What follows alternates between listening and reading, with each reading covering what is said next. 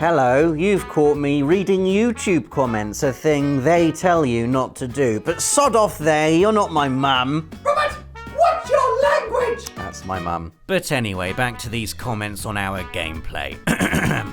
You guys are infuriating. This was painful. How did you get your jobs? You were the worst player ever. Have you ever even played a game before? You're so terrible. Look, I'm getting a bit sick of this. The answer is yes, obviously. We have played games before. I can think of at least 20 I've played off the top of my head. And if you think we're bad at games, well, here are 7 on which we'd totally own you. Bring it on. Yeah, I didn't say anything about them being recent releases or games that we can play online with you right now, but just know that when I was a young lad, I was by far the best Crash Team Racing player in my whole family, regularly thrashing all one of my siblings. Seriously though, I got really good at this because as a child without my own spending power, I'd only get new games on my birthday and at Christmas, and for me, sadly, that's the exact same day. So I got new games once a year and had no choice but to play those games again and again and again. Which meant I got really good. So good that even now, years later, my thumbs still remember the exact timings for boosting your kart around drifts and precisely when to hit accelerate to give you a sharp burst of speed at the start. It's a bit like driving a car in real life. When you start out it feels alien and terrifying.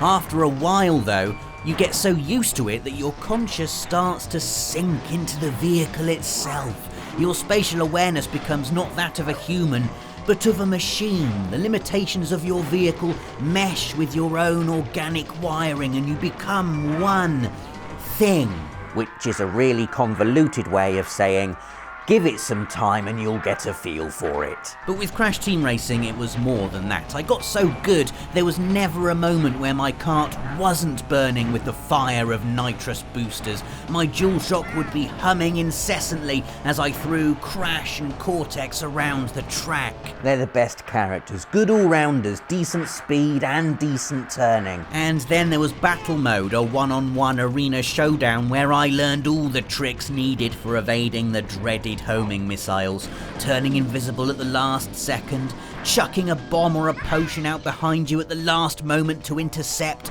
drifting behind scenery so the missile would smash into a rock. And then I used to love laying little potion traps where you'd pick up a crate and at the exact same moment you'd drop a potion so the next person to pick up that crate would automatically get hit. Oh, basically, you can never play me at Crash Team Racing unless you come over to my house, and you can't do that, so I can safely say, from the comfort of this sofa and through the filter of this camera, bring it on.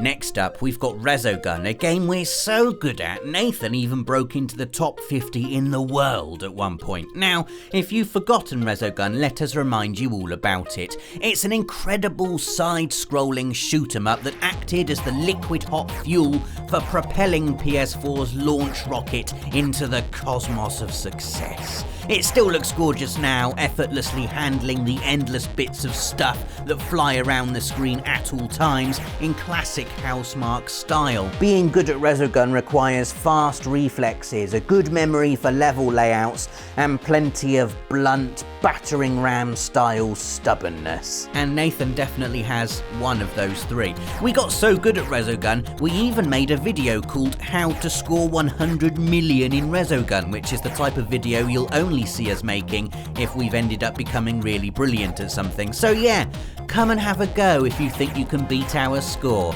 I can't remember what it exactly was, but I bet you won't be able to beat it.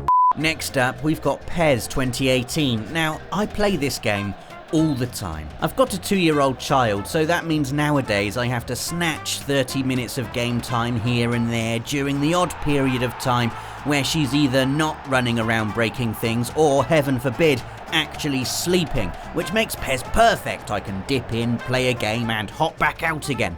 I've done so much dipping in this year, I've actually managed to complete 2 entire seasons. I've unlocked Legend difficulty, which is something I've not managed for years, and I'm really very good online too, which is something I've surprised myself with, as usually I just get torn to shreds by people who like to ignore all the passing and just run around with Ronaldo. You can't really do that in PES 2018, however. It's a game that's given a new lease of life to my slowly proby tiki-taka style. I will numb you into submission playing PES 2018. I'll have the ball 65% of the time. I'll tug your defense about like a cruel child pulling wings off a butterfly, and then, when a tiny hole appears, I'll slice through it and probably miss, but it will be damn good football. I love suffocating my opposition in PES with slow, oppressive football. Playing me is like being trapped in a room where the walls are slowly closing in. You can run about all you like, eventually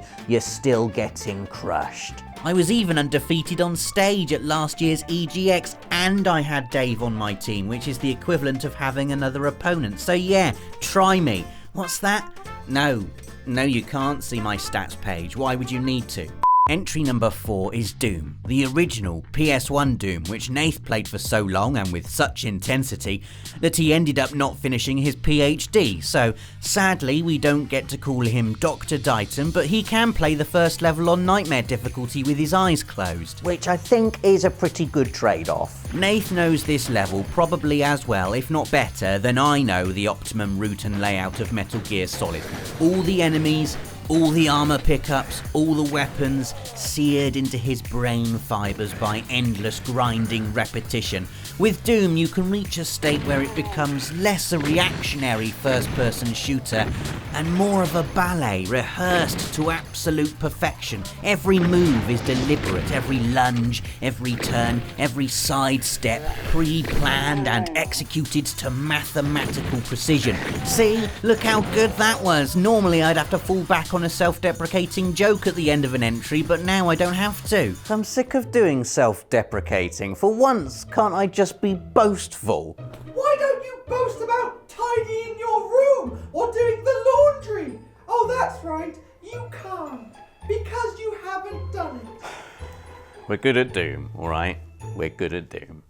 That's right, Tekken 3, the best fighting game ever made. Don't agree? Then fight me in Tekken 3, because you'll lose. And if you beat me, then that must mean you're also amazing at Tekken 3, and so naturally must think it's the best fighting game too. So either way, I win. Myself and 3 friends used to regularly crowd around a small portable TV and play Winner Stays On. Except they'd all eventually get frustrated at their lack of game time because I was on like constantly. My main character was Hwarang because I really liked the cheeky way you could fake kicks and change your stance, dancing around your opponent before dropping them with a flurry of your foot to their face. He was so smooth and cool. His little punch kick combo, executed with a quick press of triangle, square and circle, remains one of my favourite little combos. I loved finishing a fight with it. There's something so pure and satisfying in that movement. Oh, I could watch it forever. But what I used to do against my friends was play as Lei Wulong and do the move where you lie on the floor. Oh yes. And then sweep kick their legs from under them before backflipping about the place like a gymnast drunk on his own ability to be a nuisance. My friends used to hate it when I played as Lei, and the more frustrated they got, the easier they were to beat. Nathan maintains he's really good at Tekken 3 too, but his over-reliance on lore kind of negates whatever credibility he had left after the whole Metal Gear Stupid debacle. But then he did platinum Tekken 7, so we'll forgive him a little bit. Our 6th entry is an Access favourite, and one we will totally dominate at if you're ever unlucky enough to be sat on our sofa playing local multiplayer with us. It's Stickbold. Yes, that strange cartoon dodgeball game you've all heard of.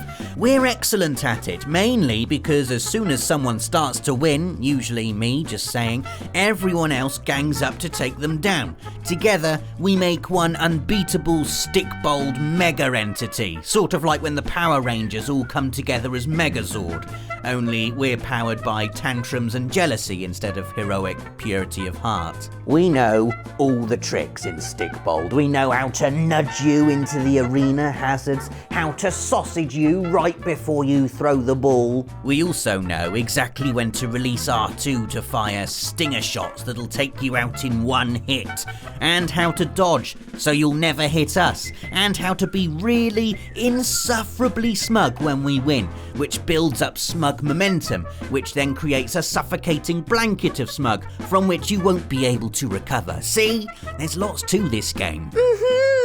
That's Monica, my character, winning. Try listening to that over and over again and maintaining your composure. You won't be able to.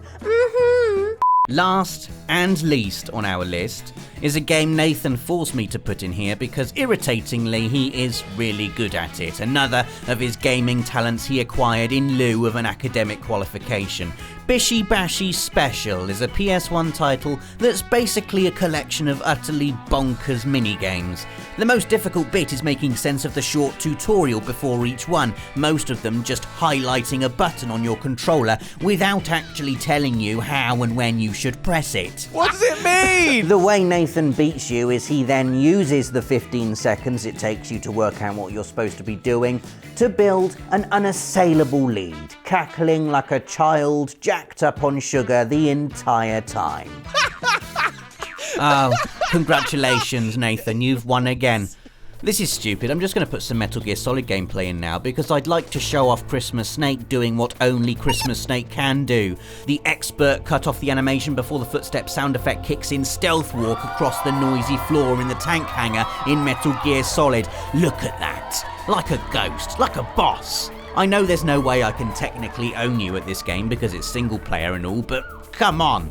Also, I needed to put something like that on the channel because Metal Gear Stupid wounded me deeply. And there you go, 7 games on which we'd totally own you, plus one I just like showing off on. Let us know in the comments what games you totally back yourself to win on every time, or if you think you could take us down on any in this list. Give us a like if you enjoyed the video, and please do subscribe if you haven't already for more of these every Friday. Thanks for watching.